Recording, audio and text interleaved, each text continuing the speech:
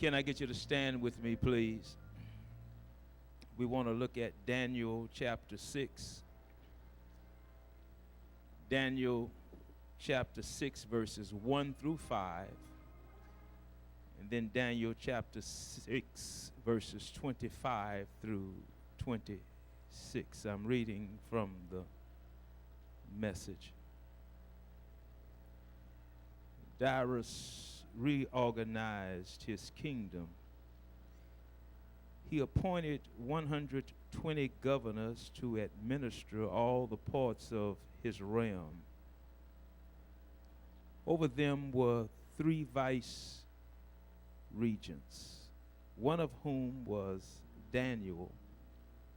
The governors reported to the vice regents, who made sure that everything was in order for the king. But Daniel, brimming with spirit and intelligence, so completely outclassed the other vice regents and governors that the king decided to put him in charge of the whole kingdom. The vice regents and governors got together to find some old scandal or skeleton in Daniel's life that they could use against him, but they couldn't dig up anything. He was totally exemplary and trustworthy. They could find no evidence of negligence or misconduct. So they finally gave up and said, we're never going to find anything against this Daniel unless we can cook up something religious. King Darius published this proclamation, verse 25, to every race, color, and creed on earth, peace to you. Abundant peace. I decree that Daniel's God shall be worshipped and feared in all parts of my kingdom. He is the living God, world without end. His kingdom never falls. His rule continues eternally. He is a savior and rescuer. He performs astonishing miracles in heaven and on earth. He saved Daniel from the power of the lions. Turn to your neighbor and say, neighbor, the preacher's going to preach on. Keep the windows open. Keep the windows open. You may be seated.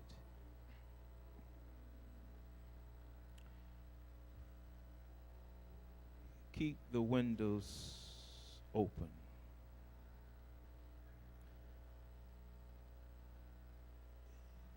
You do know and understand that we live in a terrible world. Is that right? I've discovered that sometimes your so-called friends can be your worst enemy and cause you to have sleepless nights. Some folk will use you until they drain you dry and then throw you away like an old worn-out shoe. Other folk will try to talk about you behind your back and try to talk about you so that they can get even your friends to sometimes turn their backs on you.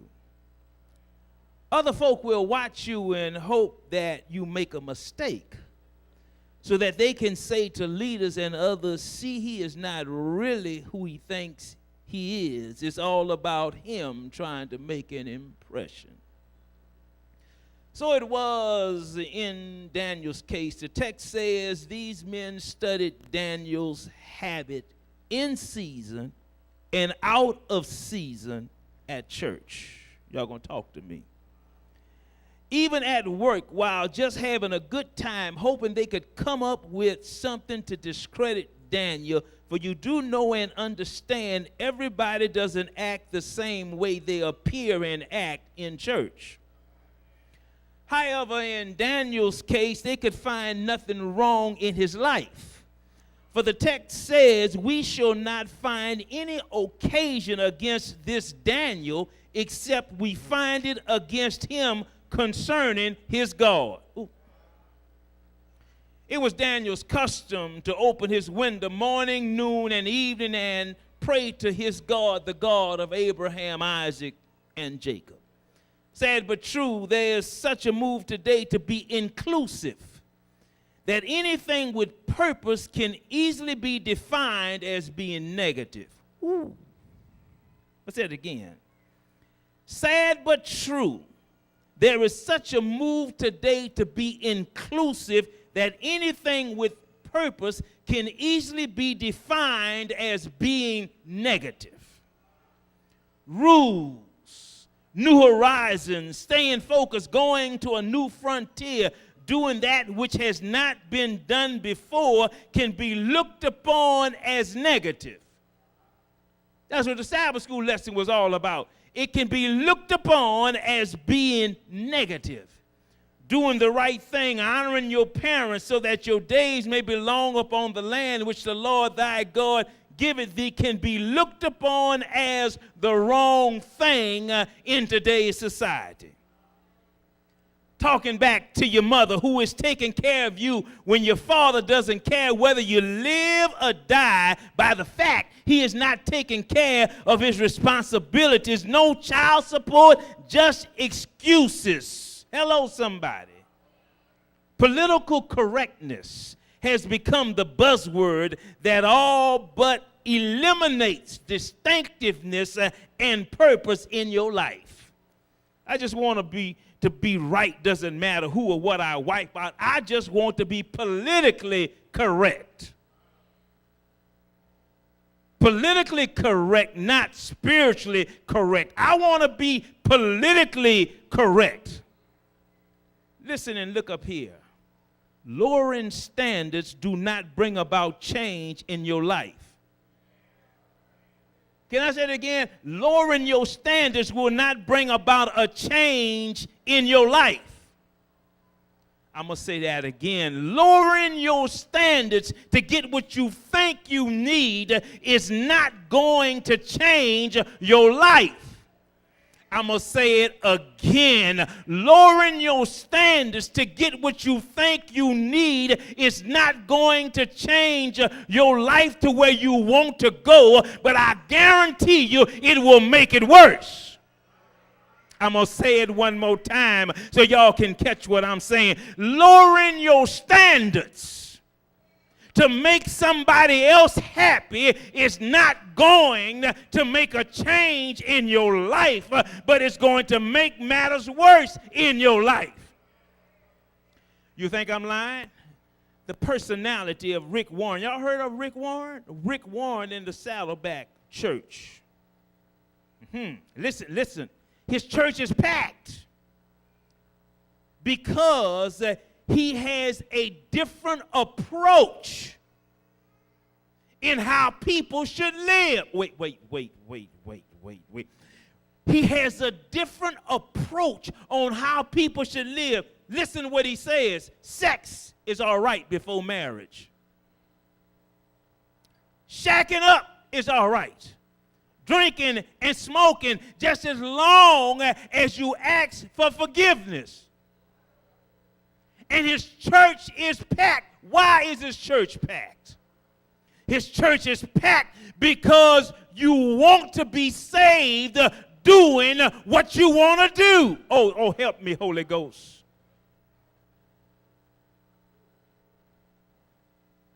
We have emphasized drugs. We have emphasized shacking up. But we don't talk much about gossiping. We don't talk much about backstabbing. We don't talk much about nasty attitudes and evil surmising and envy and jealousy, even inside the walls of God's church. And yet we say we're on our way to heaven. Oh, help me, Holy Ghost. Sometimes it's easier to get help with the first list than with the second list. With the first, you can accept that you have a problem, but with the second, you have lived with it so long until you think that it's okay. First Peter says you are a chosen generation. Y'all know it. Royal priesthood, a holy nation, a peculiar people who has brought you out of darkness and into this marvelous light. Well, what kind of light you talking about? I'm glad you asked. Peculiar, to your definition, means like what we call somebody weird. We call him good eyeglass. I can't think of the name right now, but nerdy. That's the word. But watch, can I give y'all my definition of peculiar?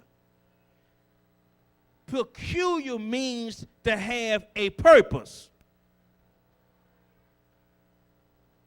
Church folk I know I ain't preaching a while. Peculiar means having a purpose. Turn to your neighbor and say that. I'm peculiar because I have a purpose. Y'all ought to clap on that. I'm going to say it one more time. I am peculiar because I have a purpose. Next thought. There is a word called inverse paranormal.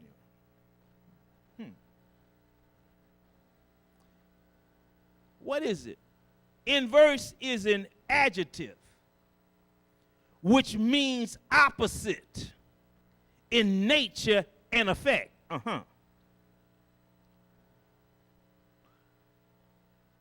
I'm paranoid is a psychosis characterized by systematized delusions of persecution or grandeur with or without hallucinations. Which means it is a tendency on the part of an individual or a group toward excessive or irrational suspicions and distrustfulness of others. Meaning this, mother is telling me something for my own good, but I distrust what mother says because I want to stay with her or him.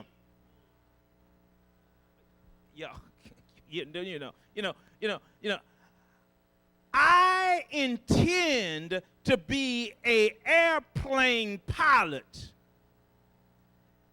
That's my purpose.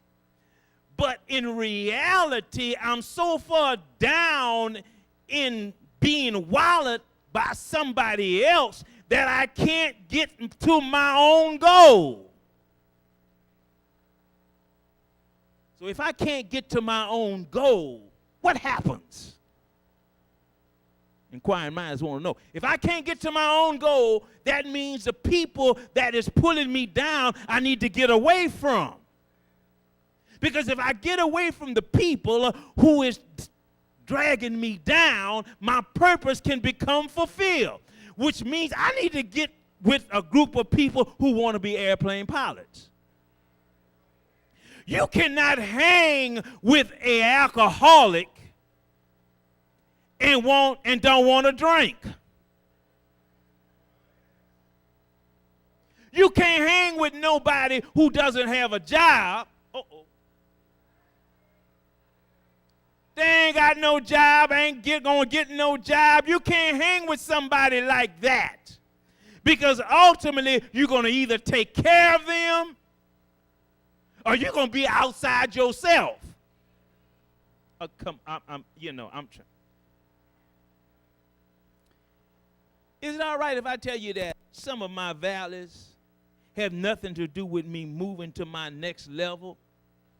It was because of my choice. It was because of my what?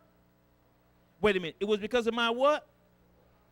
Some of my problems that I am facing right now, will face them tomorrow, was a decision that I made. I married that man. I married that woman. I made a choice. I was counseled not to do it, but I did it anyhow. My grandmother used to say, you make your bed hard, you're going to have to. Y'all heard that before? You're going to know sugar from salt without licking it. Huh?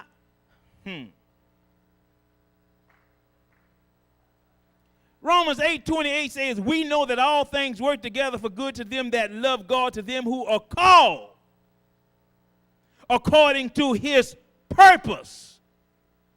Your purpose. Now, see, your purpose is to reflect the image of God.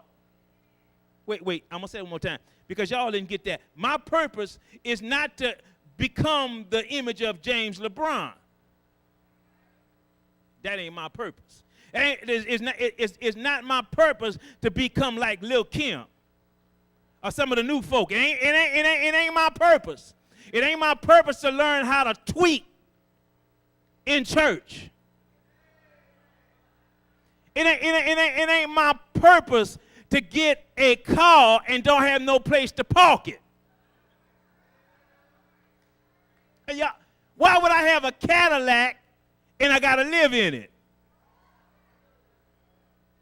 Y'all don't have to talk. That's not my purpose.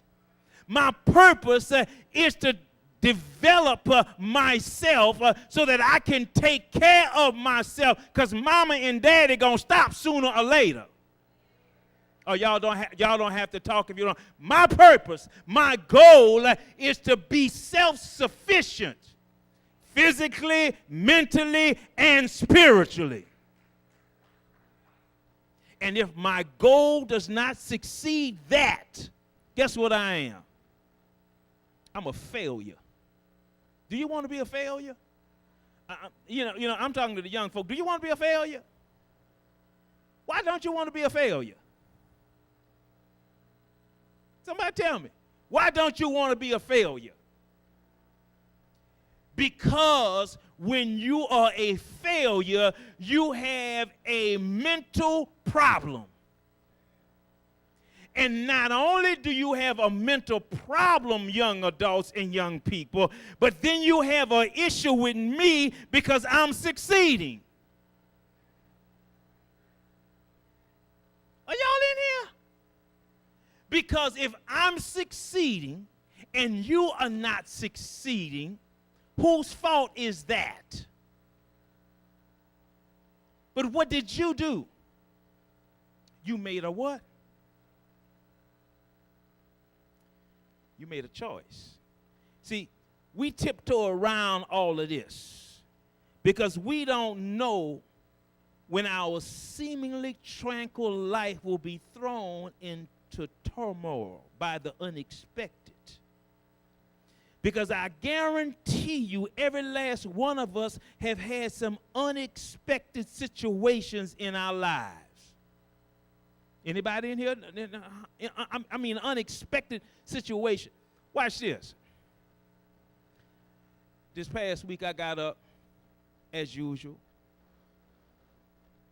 went outside as usual, fed the dog as usual, got in the Volkswagen as usual, turned it on as usual. It started, but then I looked on the right-hand side, flat tire. I don't have time to change no tire, so I decided to go to another truck. Turned it on. It came on. Guess what it was on? It was on empty. The question is, who drove it last? Y'all know where I'm going. Brethren, the question is, who drove it last? Y'all know the answer. And it says I only had 3 more miles left. 3 miles can't get me to the highway, so I had to leave that car. Unexpected. So I go to the garage, and I go to where my yellow car is. And it say, because I hadn't driven it in such a long time, the battery done gone down, so I don't have no transportation. Unexpected. Unexpected. We live in times where we find ourselves in unexpected situations. Now watch this. But here's the good thing. Nothing you're going through is an obstruction to the destiny God has planned for your life. Somebody ought to shout. I'm going to say it one more time. Nothing that you are going through is an obstruction to the destiny that God has planned for your life. Which means everything you go through, say everything. Now say it like you mean everything. Every enemy, every pain, every success, every anxiety, every sickness. God says He is going to see you through it. Now come on, get a Lord of hand praise. Which means, can I keep on talking? Which means when you come to grips with this concept that God is going to use everything that happens to you for the good, you will find strange peace in awkward places. You will find strange peace in awkward places. So then you become void of uneventful moments. Because no moment is void of divine disclosure. Yeah. No moment is void of divine disclosure, which brings about joy of being a Christian. You see, the joy of being a Christian is not coming to church or walking around talking Bible verses. It's knowing that you serve a God that is all-powerful, all-knowing, everywhere. He is controlling your life by allowing you the privilege of choice and then gives you enough evidence in your life to choose Him. Which means, you know what I've discovered? I've discovered that God has His own way of doing things, and you can't change it. Can I say it again? God has His way of doing His own thing. It's His thing, and you can only do what He does. Huh? Look at the text. In the book of Daniel, it has two major prophetic books. How many? One is called predictive prophecy. What is it called? Predictive prophecy, which is designed to build one's faith in a God that knows the beginning from the ending. Predictive prophecy is designed to build one's faith in a God that knows the beginning from the end. The book of Daniel is divided, I said, into two distinctive sections. Daniel verses 1 through 6 gives testimony of Daniel's life and his faithfulness, while Daniel 7 through 12 is primarily prophetic in nature. Before Daniel, get this good, before Daniel is able to introduce his God to heathen people, he must demonstrate that his God has made a difference in his life. Who would serve a God if he has not done anything in your life? Who would serve a God if he never touched you? Watch this. Watch this. If I never say to my wife, I never touch her and say, I love you, what does that mean to y'all ladies?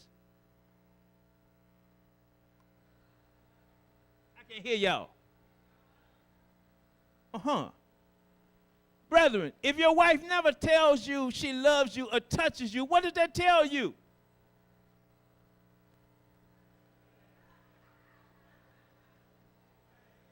Y'all got some issues going on. Am I right? Come on now, am I right?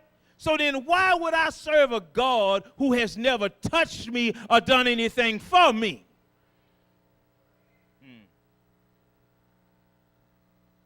I mean, every once in a while, I know I'm catching it, but every once in a while, God ought to just touch me and give me some kind of blessing, don't you think? Didn't he say every good and perfect gift comes from? Don't you think he should let you have some sunshine every once in a while?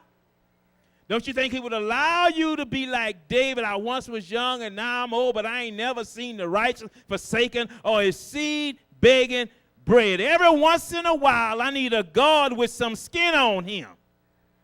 Oh, walk with me, church. Daniel was a man that could carry out an assignment. Daniel was a man that could do what? Carry out an assignment. Daniel was consistent and accountable to God and man. Don't miss this. Don't miss this one. It was Daniel's job performance that brought him to the attention of Nebuchadnezzar. Wait. I'm going to say it one more time. It was Daniel's performance, not his serving God first, that brought his attention to Nebuchadnezzar. Did y'all get that?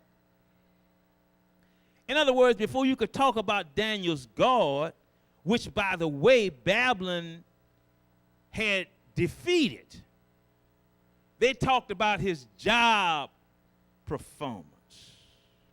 Don't miss this. God gets more glory Sunday through Friday in the way you manage your life and your job than he gets with you raising up holy hands on Sabbath. You see, we have insulated our religion from our daily routine so that most of us look schizophrenic. We look real spiritual today and real trifling on tomorrow. See, your daily routine should be a statement of your accountability to God. Your Christianity should affect the execution of your assignment.